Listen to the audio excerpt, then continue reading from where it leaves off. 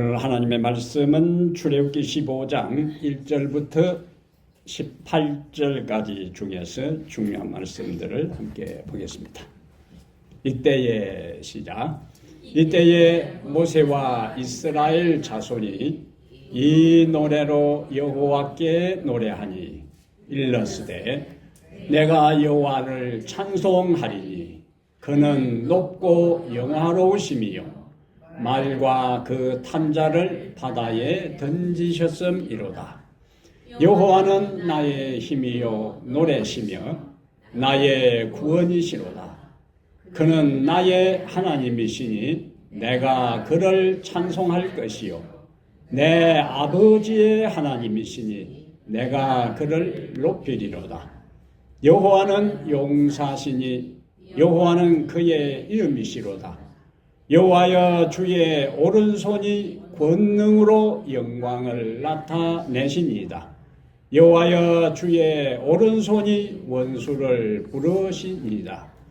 여호와여 신중에 주와 같은 자가 누구니까? 주와 같이 거룩함으로 영광스러우며 찬송할 만한 위엄이 있으며 기이한 일을 행하는 자가 누구니까? 주의 인자심으로 주께서 구속하신 백성을 인도하시되 주의 힘으로 그들을 주의 거룩한 처소에 들어가게 하시나이다. 여호와께서 영원 무궁하도록 다스리시도다. 아멘. 오늘은 출애굽기 15장 1절부터 18절까지를 본문으로 해서 내가 여호와를 찬송하리니, 한번 따라합니다. 내가 여호와를 찬송하리니, 이런 제목으로 하나님 말씀을 함께 살펴보겠습니다. 우리가 드라마나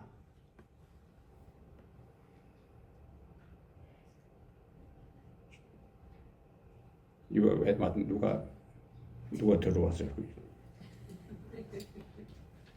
우리가 드라마나 영화 또 소설에는 주인공이 등장해요. 주인공이 없는 드라마나 영화나 소설은 없습니다. 누가 있다고요? 주인공. 근데 그 주인공이 처음부터 항상 꽃길만 걷는 것이 아니에요. 함정에 빠질 때도 있고 오해를 받을 때도 있고 또 업무에 휘말리기도 해요. 근데 그 모든 온갖 어려움을 겪고 어떤 때는 죽음 직전까지 갑니다. 그런 과정에 독자나 영화나 드라마를 관람하는 사람들은 그때 뭐라고 해요? 손에 땀을 쥐고 주인공이 어떻게 되나, 죽으면 안 되는데 하고 이제 거기에 몰입하면서 사건의 흐름을 따라가요. 주인공이 소설 진행되냐 주인공이 죽어버리는 경우는 없어요. 주인공 죽으면 그냥 끝나. 영화에도 마찬가지고 죽어도 제일 마지막에 죽지. 장렬하게 전사하는 게 마지막에 죽지. 주인공은 중간에 죽는 경우가 없습니다. 주인공은 보통 온갖 어려움을 다 극복하고 마침내 승리하면서 끝이 납니다. 성경은 요즘 제가 이제 성경을 보면서요, 성경은 대역전 드라마다 하는 생각이 들어요. 성경 전체 스토리가 다 그거예요. 그리고 성경에 등장하는 수많은 하나님의 백성들, 수많은 그 사람들의 삶이 다 역전의 드라마이죠. 요셉 생각해 보세요. 야곱, 모세, 다윗, 그들의 삶이 평탄했습니까? 처음부터 그냥 끝까지 어려움도 없이, 문제도 없이, 고통도 없이, 환난도 없이 끝까지 간 주인공들은 아무도 없어요. 다 아슬아슬하게 아이쿠 이제 끝났구나 하는데 또 주인공은 또 살아나요. 그러면서 마침내 승리하는 장면들이 성경에 나오는 여러 주인공들의 모습입니다. 하나님은 세상의 수많은 나라들 중에서 이스라엘을 구속 역사의 주인공으로 부르셨어요. 그럼 이스라엘 역사가 항상 평탄한 것이 아니다. 망한 것처럼 보여도 그들은 망하지를 않았습니다. 우리는 지난 시간에 이스라엘 백성들이 애굽에서 나와서 홍해가에 장막을 쳤는데 애굽의 군사들이 그들을 추적할 때에 이제는 꼼짝없이 도간에 던지가 되어서 죽었다고 생각했어요. 근데 주인공은 거기서 죽으면 안 돼요. 우리가 항상 그 너머를 봐야 되는 거죠. 지금 상황 자체는 꼼짝없이 죽은 것처럼 보여도, 몰살당한 것처럼 보여도 하나님이 부르시고 하나님이 명령하시고 하나님이 그들을 인도하신다면 그들은 절대로 무슨 일이 없어요. 죽을 일이, 망할 일이 없어요. 그 홍해에 길이 열리잖아요. 그 전까지 홍해에 길이 열린 기록이 전혀 없습니다. 아무도 그 언젠가도 한 번도 그런 일이 없어요. 근데 우리 하나님은 이전의 역사 속에 한 번도 일어나지 아니한 일들을 이룰 수 있는 분이 우리 하나님이셔요.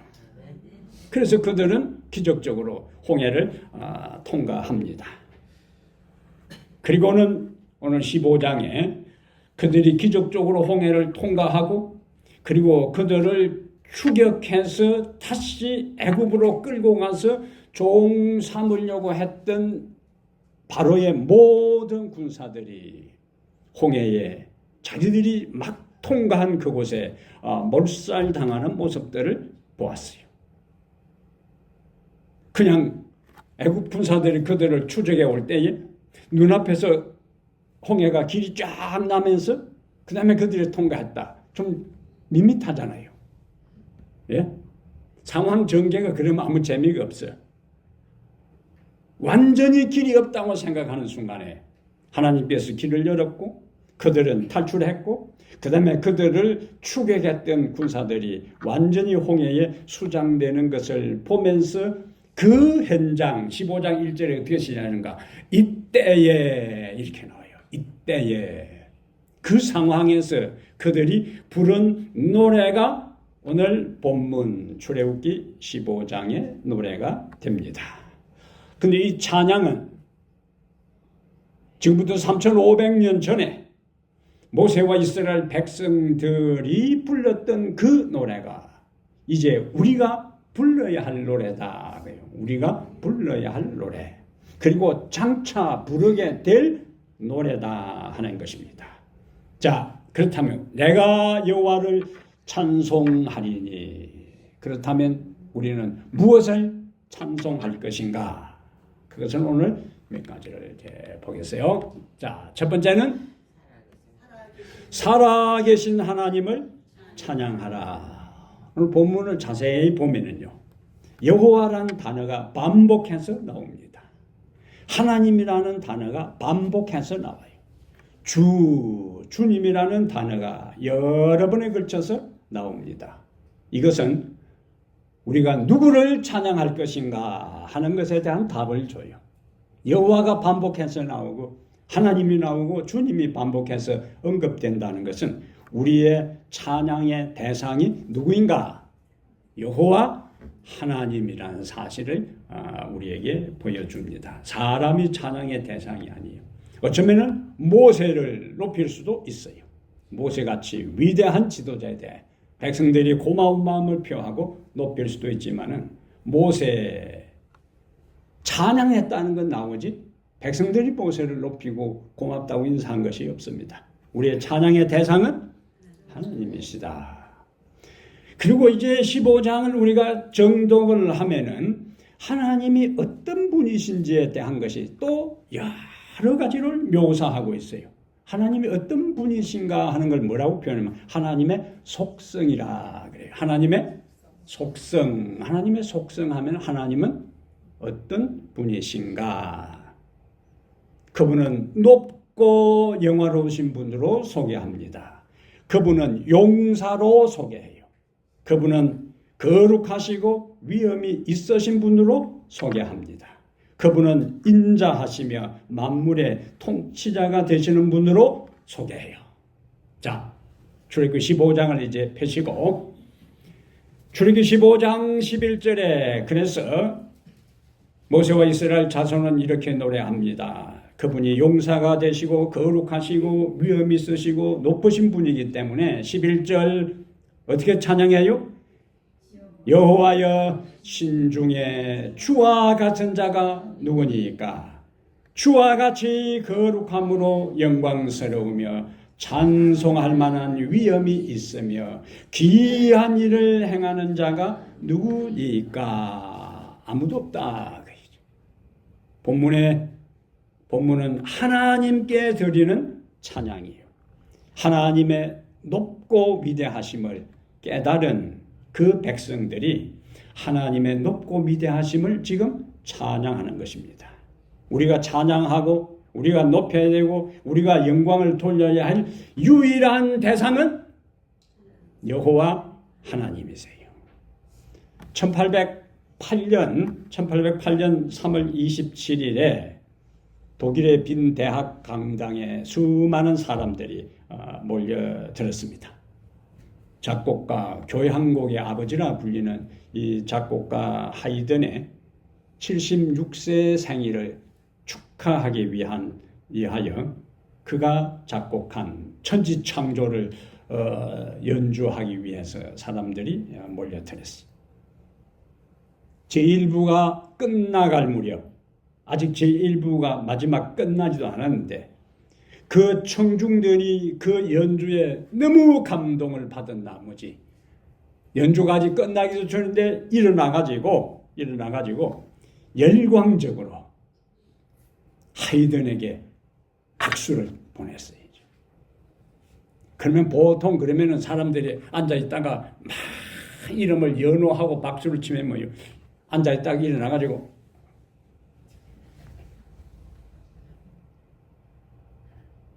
근데 수많은 사람들이 일어나가지고 하이든의 이름을 연호하면서 그 감동을 표현할 때에 하이든은 그 모든 환호와 박수를 중단시키고 위를 가리키면서 이렇게 이야기를 했어요. 이 모든 것은 하늘로부터 온 것입니다. 하나님께서 나에게 지혜를 주어서 곡을 작곡하게 했습니다. 나에게가 아니라 여러분 모든 영광을 저 위에 계신 하나님께 돌리십시오. 하이든은 그 수많은 청중들의 여러와 같은 영광을 자신이 취하지 않고 하나님께 돌렸어요. 하나님께 돌린 것입니다.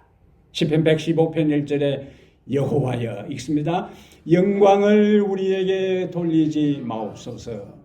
우리에게 돌리지 마옵소서.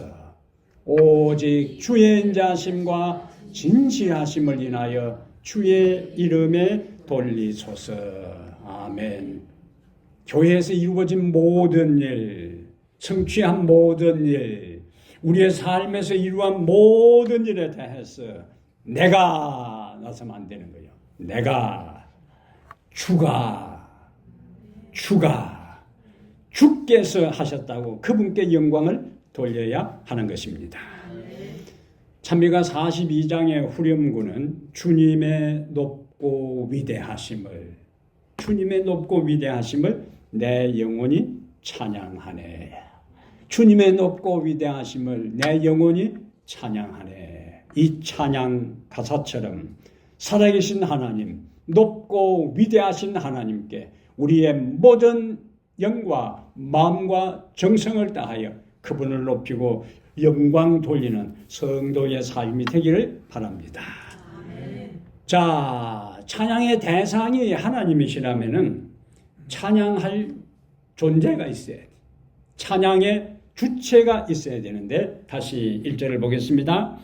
이때에 모세와 이스라엘 자손이 이 노래로 여호와께 노래하니 일렀으되 내가 여호와를 찬송하리니 그는 높고 영화로우시며 말과 그 탄자를 바다에 던지셨음이로다.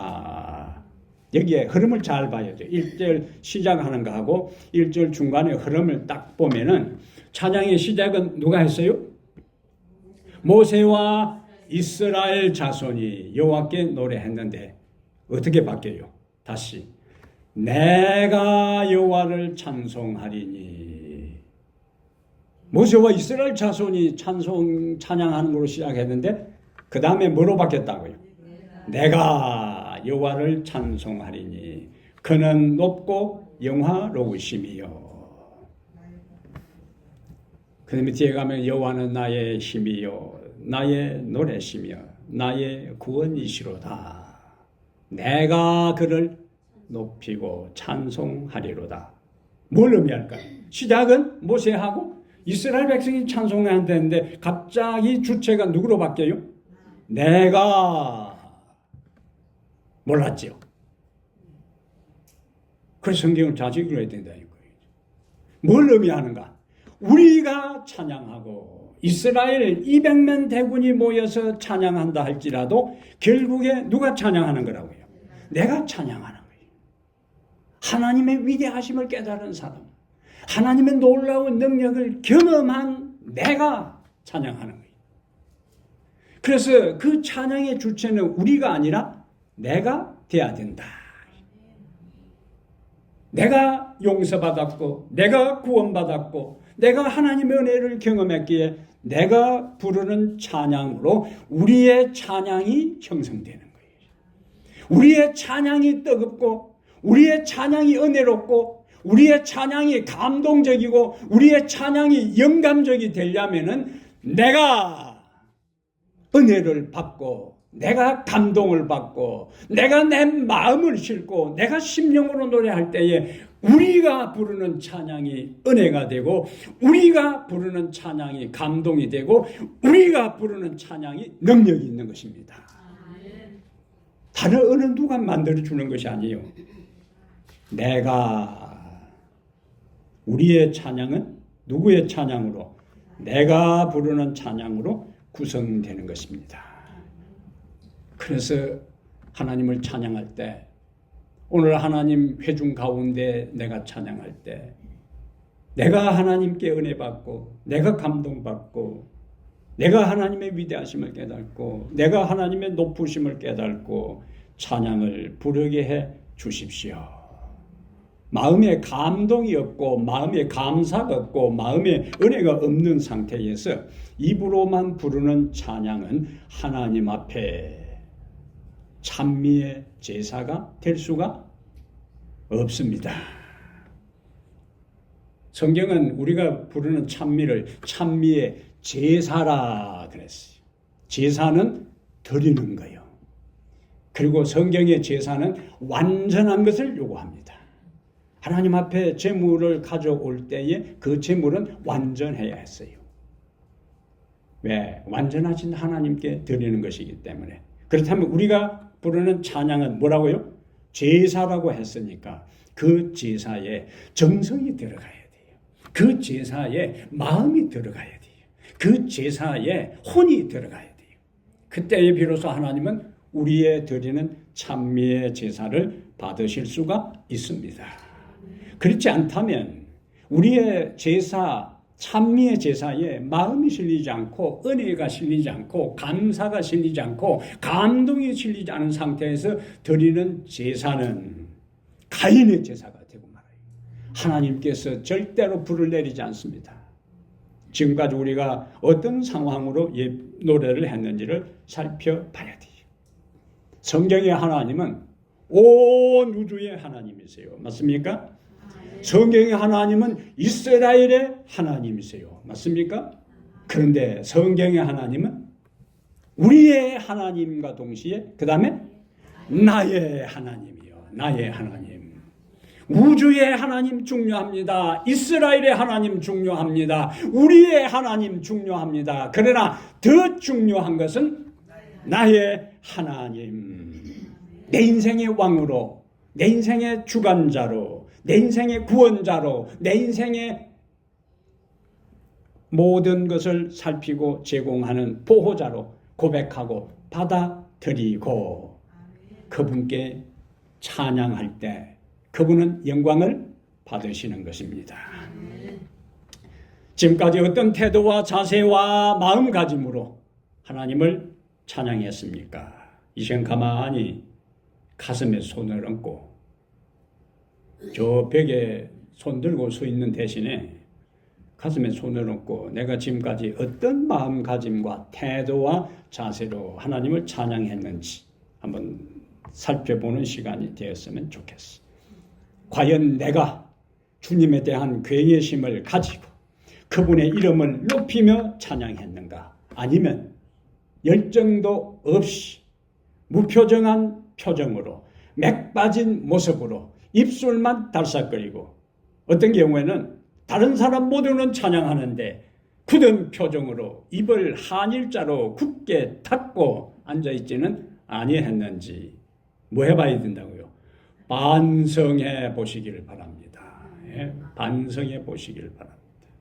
앞에 우리 세 분이 찬양을 하는데 대표로 강 집사님 앞에서 우리 회중들이 찬양하는 얼굴 표정 보면 어때요? 솔직히 이야기해 보지. 예? 아니 이 양반은 솔직한 사람이에요. 어때요? 솔직히 이야기해 보세요. 이 백성들 찬양할 때 어떤 모습으로 찬양하는지. 기쁨으로 하는 게 좋죠. 예, 그거 보세요. 저 말이 중요해요. 기쁨으로 하는 게 좋지요 하는 그 말은 지금까지는 그런 모습이 잘 안 보였다는 것을 솔직하게 다 이야기를 못한 고민이 섬여 있는 이야기라. 예? 찬양할 때 앞에서 찬양을 리드하고 찬양을 리드하는 사람 볼 때도 멍하게 앉아서 입만 딸싹딸싹 하는데 하나님께서 그 모습을 볼 때에 그게 부르는 기가 많은 기가 그렇게 할 거 아니에요. 예? 오늘 내가 나와서 단 한 번 노래를 부르고 엎어져 죽는 한이 있더라도 마지막 하나님께 간합될 수 있는 찬양을 하고 돌아가시길 바랍니다. 달라져야 안 되겠어요. 예수 믿고 사는 인생들이 어떻게 그리 맥이 쭉 빠지고 풀이 죽고 날 잡아가서 하고 앉았어요. 그렇게 하지 마세요. 단 한 번 찬양하더라도 어떻게 해야 된다고요? 기쁜 마음으로, 즐거운 마음으로 살아계신 하나님을 의식하고 나를 구원하신 은혜를 감격하고 감사해서 그분을 찬양하시길 바랍니다. 살아계신 하나님을 찬양하라. 죽은 하나님이 아니요. 상상 속의 하나님이 아니요. 관념 속의 철학적인 하나님이 아니라 어떤 하나님? 살아계신 하나님을 찬양하는 사람답게 살아있는 찬양을 하는 살아있는 성도들 되시기를 바랍니다. 두 번째, 우리는 무엇을 찬양하는가? 두 번째는 뭡니까? 우리를 구원하신, 그 다음에 능력의 하나님을 찬양하라. 우리를 구원하신 능력의 하나님을 찬양하라.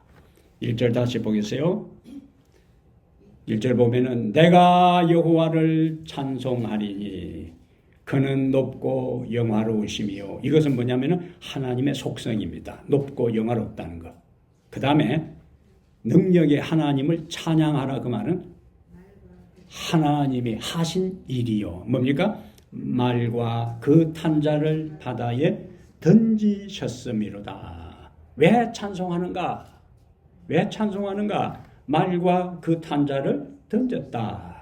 여호와의 권능의 오른손으로 바로의 모든 군사들을 바다에 수장시켜 버렸기 때문에 그들을 바로의 손에서 구원하신 하나님을 그들은 뭐하고 있어요? 찬양하는 겁니다.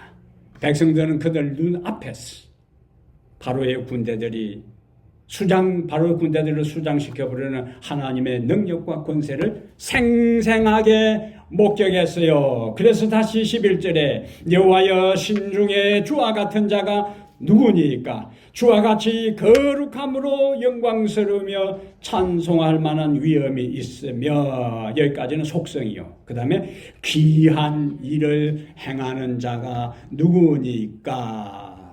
그 어느 누구도 그 어떤 존재도 그 존재와 능력에 있어서 하나님의 라이벌, 하나님의 맞수, 하나님의 적수가 될 수 없다는 것을 그들은 고백적으로 찬양하고 있는 것입니다. 지금까지 살아온 삶을 한번 가만히 생각해 보세요. 힘들 때가 많았습니까? 어려움도 있었습니까? 그럼요. 삶 자체가, 우리 인생 자체가 고통이고 고난이고 어려움이에요.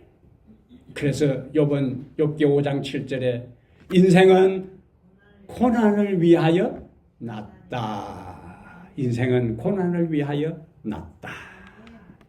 시편 90편 10절에도 인생의 연수가 70이요 강건하면 80인데 또 뭐라고요? 그 연수의 자랑은 수고와 슬픔뿐이다. 이것이 우리의 인생이요. 옛날에만 고통이 있었는가? 옛날에만 고통이 있었던 게 아니에요. 옛날 시절에 어려움이 있었어요. 오늘날에도 어려움이 있는 것입니다. 고난은 인생에 피할 수 없는 숙명이에요. 인생은 고난을 위하여 태어났다 그러고 인생 삶 자체가 수고와 슬픔뿐이라고 하잖아요. 야곱도 그의 아들 요셉의 초청, 가족 초청으로 애굽에 이민을 갔을 때에 바로 앞에 가서 이야기합니다. 내 나그네의 세월이 137인데 험악한 세월을 보냈다. 야곱의 인생을 한마디로 뭐라고요? 험악한 인생을 보냈다. 험악한 인생. 이것이 여러분의 삶이고 나의 삶이요. 어쩌면 저 사람은 참 편한 백성이다. 나도 저 사람처럼 좀 편한 인생이 되었으면 좋겠다. 들여다보세요. 그 사람의 인생은 모든 것이 평탄하고 기와여쪽 꽃밭길을 가는 인생인가? 겉으로 드러나지 아니한 그 사람 나름대로의 아픔이 있고 눈물이 있고 애환이 있고 슬픔이 있는 것입니다. 그것이 우리의 삶이요. 이런 와중에서도 하나님께서 우리를 부르시고 예수 믿게 하시고 구원받게 하셔서 하나님의 자녀가 되게 하시고 이 땅을 넘어 저편, 고난 저편, 시련 넘어 영원한 하늘까지 바라보도록 우리에게 은혜를 주셨으니까 우리는 우리를 구원하신 능력의 하나님을 찬양하며 사는 것입니다. 그분이 우리를 부르지 아니했더라면, 그분이 우리를 구원하지 아니했더라면 우리는 이 땅에 살다가 한 줌의 흙으로 돌아갈 그러한 인생들이에요. 근데 하나님이 우리를 부르셨어요. 다른 모든 것 갖추어지지 않고 다른 모든 것 가지지 않아도 내가 예수 믿고 구원받고 오늘 이 안식일 만민이 알지 못한 이 거룩한 날 하나님 앞에 나와 주님을 찬양하고 하나님 앞에 나와 주님께 기도하고 하나님의 말씀을 통해 내 인생의 새로운 좌표를 설정할 수 있는 이러한 자리에 앉게 한 그것 하나만 가지고 또 구원하신 능력의 하나님을 찬양할 필요가 있습니다. 이런 마음을 가지고 우리가 인생을 살 때 우리의 삶의 내용과 질이 달라지게 돼요. 우리는 더 이상 무기력하고 우리는 더 이상 무감각하게 우리는 더 이상 무감동적으로 인생을 살지 않을 것입니다. 왕이신 나의 하나님이여 있습니다. 내가 주를 높이고 주의 이름을 송축하리이다. 내가 주를 기뻐하고 즐거워하며 지극히 높으신 주의 이름을 찬송하리니 이 고백이, 이 찬송이 여러분의 고백과 찬송이 되기를 축복합니다. 세 번째, 우리는 무엇을 찬송할 것인가? 약속을 성취하실 하나님을 찬양하라. 두 번째는 뭐였어요? 우리를 구원하신 하나님을 찬양하는 것이고 이것은 약속을 성취하실 하나님을 찬양하라. 이걸 가불 찬양이라 그래요. 미리 하는 거예요. 미리. 13절부터 17절에 모세는 하나님께서 행하실 일을 내다보면서 하나님의 약속이 이미 성취된 것처럼 묘사합니다. 아직 그들은 가나안에 들어간 게 아니에요. 그들은 이제 막 홍해 통과하고 광야에도 아직 들어가기도 전입니다. 그런데 이미 가나안 땅에 들어간 것처럼 벌써 찬양하고 있어요. 뭘 찬양합니까? 약속을 성취하실 하나님을 찬양하는 거예요. 그들은 지금 광야를 통과해야 되고, 그 다음에 블레셋을 만나야 되고, 에돔을 만나야 되고, 모압을 만나야 되고, 가나안 땅에 거하고 있는 여러 거민과 방백과 영웅들을 만나야 돼요. 그들을 하나하나 정복해야 할 커다란 장애물들이 그들의 앞을 지금 가로막고 있는 것입니다. 근데 14절 보세요. 출애굽기 15장 14절에 여러 나라가 듣고 떨며 블레셋 주민이 두려움에 잡히며 에돔 두령들이 놀라고 모압 영웅이 떨림에 잡히며 가나안 주민이 다 낙담하나이다. 놀람과 두려움이 그들에게 임하매 주의 팔이 그들을 구원하고 잠잠하게 했다는 것을 강조하고 있어요. 벌써 그들이 가기도 전에 그들의 원수, 그들의 장애물들이 다 지금 두려워 떨고 쫄고 있는 거예요. 하나님의 전능한 팔이 그들을 압도하고 있기 때문에 그렇습니다. 그럼 모세가 홍해 이제 막 통과하고 이제 그들을 추적하던 이 애굽의 백성들이 다 홍해에서 몰살당한 다음에 어떻게 이 노래를 부를 수 있었을까? 자, 출애굽기 3장 가보겠어요. 빨리 전화 끄세요. 자, 출애굽기 3장 봅니다. 모세가 이러한 위대한 하나님의 약속의 성취를 미리 땡겨서 노래할 수 있었던 이유가 있습니다. 출애굽기 3장 7절 가겠어요. 여호와께서 이르시되 내가 애굽에 있는 내 백성의 고통을 분명히 보고 그들이 그들의 감독자로 말미암아 부르짖음을 듣고 그 근심을 알고 내가 내려가서 그들을 애굽인의 손에서 건져내고 그들을 그 땅에서 인도하여 아름답고 광대한 젖과 꿀이 흐르는 땅 곧 가나안 족속, 헷 족속, 아모리 족속, 브리스 족속, 히비 족속, 여부스 족속의 지방에 데려가려 하노라. 하나님께서 이렇게 뭐 하셨어요? 약속하셨어요. 약속하신 거예요. 근데 모세에게 하나님께서 약속하신 이것을 이미 모세는 다 성취된 것처럼 성취된 것으로 믿고 미리 뭐 하고 있어요? 찬양하고 있는 것입니다. 홍해를 막 건너 이 광야도 들어가기 전에 그들에게 앞으로 40년이라는 기간이 그들을 기다리고 있어요.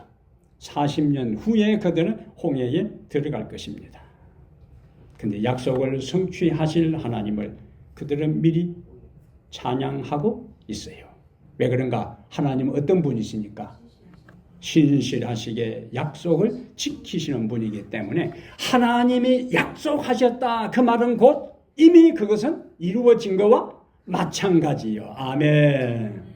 성경을 다 그렇게 보셔야 되는 거예요.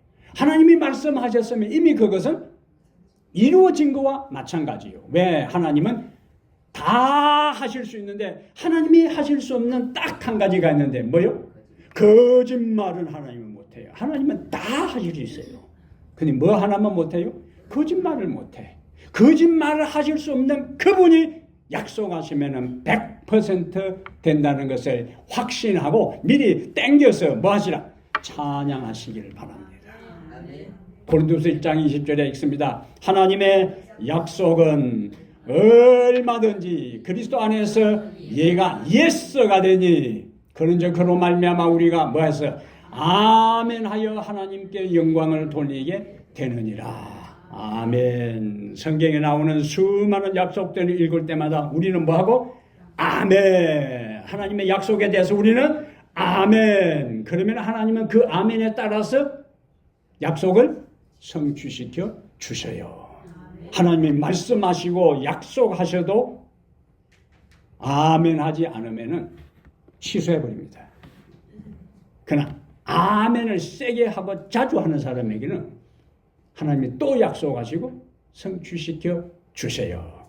얼마나 멋진 하나님, 이러한 하나님께 아멘. 우리는 죄의 애굽을 떠나 하늘의 가나안을 향하여 가는 구원 역사의 마지막 역사의 주인공, 남은 자손들이. 주인공은 그냥 죽지 않아요. 마지막에 죽든지 마지막까지 살아남든지.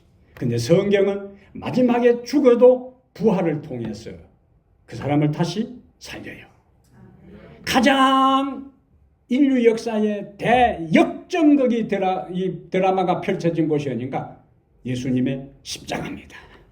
사단은 승리한 것처럼 예수님의 모든 원수들, 이스라엘의 지도자들은 예수님을 십자가에 못 박음으로 그들이 승리한 것으로 생각했어요. 예수님이 십자가에 못 박혀 돌아가실 때에 갈바리 언덕에 짙은 어둠이 감돌고 있었어요. 인류의 운명도 어둠 속에 있는 것처럼 보였고, 예수님은 죽음으로 끝난 것처럼 보였고, 예수님을 따라간 제자들은 그들의 모든 것이 끝났다고 생각하고 요한 외에는 다 도망가고 말았어요. 그런데 3일 후에 예수님은 부활하셨어요. 그리고 하늘로 승천하셨어요. 그리고 하나님 보좌 우편에 앉으셔서 우주를 지금 통치하고 계시는 거예요. 십자가를 믿는 사람은 예수의 죽음만을 믿는 사람이 아니요, 그 죽음 너머에 예수의 부활을 믿고 예수의 승천을 믿고 예수의 다시 오심을 믿는 사람들이기에 그런 사람의 인생도 복된 삶이 될 수가 있습니다. 남은 자손이 가야 할 길은 험난한 길이요, 남은 자손이 걸어가야 할 길과 사명은 막중합니다. 그러나 우리는 사명을 감당할 것이고 우리는 승리할 것입니다. 왜냐하면 이스라엘이 출애굽기 15장에서 불렀던 모세의 노래가 요한계시록 15장에서 다시 반복됩니다. 요한계시록 15장으로 가보겠습니다. 요한계시록 15장에 출애굽기 15장의 노래가 요한계시록 15장에 다시 반복됩니다. 15장 2절에 또 내가 보니 불이 섞인 유리바다 같은 것이 있고, 이게 불이 섞인 유리바다, 홍해죠. 홍해, 붉은 바다예요. 불이 섞인 유리바다 같은 것이 있고, 짐승과 그의 우상과 그의 이름의 수를 이기고 벗어난 자들이, 이스라엘 백성들이 애굽의 군사들에게 벗어난 것처럼 이 역사의 마지막에 남은 자손들이 짐승과 그의 우상과 그의 이름의 수를 이기고 벗어난 자들이 어디에서? 유리 바닷가에 서서 하나님의 금은고를 가지고 하나님의 종 모세의 노래, 어린 양의 노래를 불러 이르되 주 하나님 곧 전능하신 이시여 하시는 일이 크고 놀라우시도다. 만국의 왕이시여 주의 길이 어렵고 참되시도다. 아멘. 이 성리의 노래를 우리는 그날 하나님 앞에서 부르게 될 것인데, 그날 부르기 전에 이 땅에서 우리는 이스라엘 백성들이 가나안에 들어가기 전에 이미 불렀던 것처럼 하늘 가나안에 들어가기 전에 이 땅에서 우리는 이 노래, 성리의 노래를 미리 불러야 할 것입니다. 왜냐하면 이미 승리는 보장되었고 우리는 하나님의 약속대로 마침내 불이 섞인 유리바닷가에서 모든 짐승과 우상과 이름의 수를 이기고 벗어나서 하나님께 찬양하는 노래를 부르는 그 현장에 반드시 있게 될 것이기 때문에 우리는 그 승리의 노래를 지금 이곳에서 부를 수가 있습니다. 다음의 말씀을 기억하시죠. 우리가 현 위치에 이르기까지 한 걸음 한 걸음 전진하며 여행한 우리의 과거 역사를 돌아볼 때 나는 하나님을 찬양하라고 말할 수 있다. 주님께서 이루신 역사를 보면서 나는 놀라움으로 가득 차고 우리의 인도자이신 그리스도를 확신한다. 우리는 주님께서 우리를 인도해 오신 길과 있습니다. 과거 역사에서 주신 그분의 교훈을 잊는 것 외에는 미래에 대해 두려워할 것이 전혀 없다. 아멘. 사랑하는 여러분, 오늘 우리는 살아계신 하나님을 찬양해야 합니다. 지금 우리를 구원하시고 약속을 성취하실 하나님을 찬양해야 합니다. 시편 146편 2절에 나의 생전에 여호와를 찬양하며 나의 평생에 내 하나님을 찬송하리로다. 이 고백, 이 노래, 이 찬양이 여러분의 찬양이 되었어. 내가 주를 찬송하리이다. 내가 주를 찬송하리이다. 삶이 힘들고 고달플수록 주님을 찬송하시기를 바랍니다. 앞길이 막막하고 힘들수록 주님을 높이시기를 바랍니다. 그러면은 여러분의 삶이 펼쳐지고 모든 장애물은 제거되고 마침내 우리는 승리자로서 하나님 앞에 영광을 돌리는 하늘 유리바닷가에 서게 될 것입니다. 그 현장에 우리 모두가 있게 되기를 주의 이름으로 축복합니다.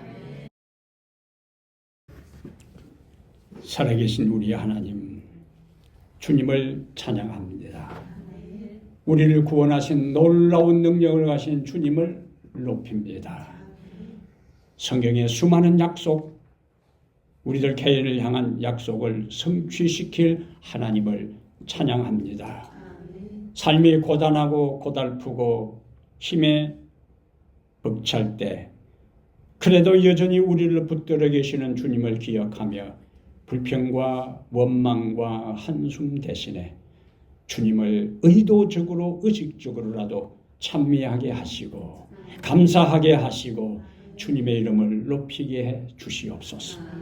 역사의 마지막 주인공으로 부른 우리 남은 자손들이 걸어가야 할 길이 결코 평탄하지 않을 것입니다. 그러나 하나님 이미 요한계시록 15장 2절부터 4절에 최후의 승리를 얻은 자들이 불이 섞인 유리바닷가에서 모세의 노래, 어린 양의 노래를 부를 것을 미리 말씀하고 계시오니 이 땅에서 그 노래를 미리 부르게 하옵소서.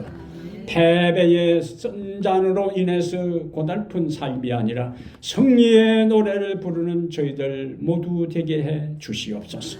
갖가지 인생의 숱한 문제로 말미암아 어려움 당하는 주의 사랑하는 백성들 기억하시며 그들의 모든 기도의 제목을 따라 응답하시고 이루어 주시옵소서.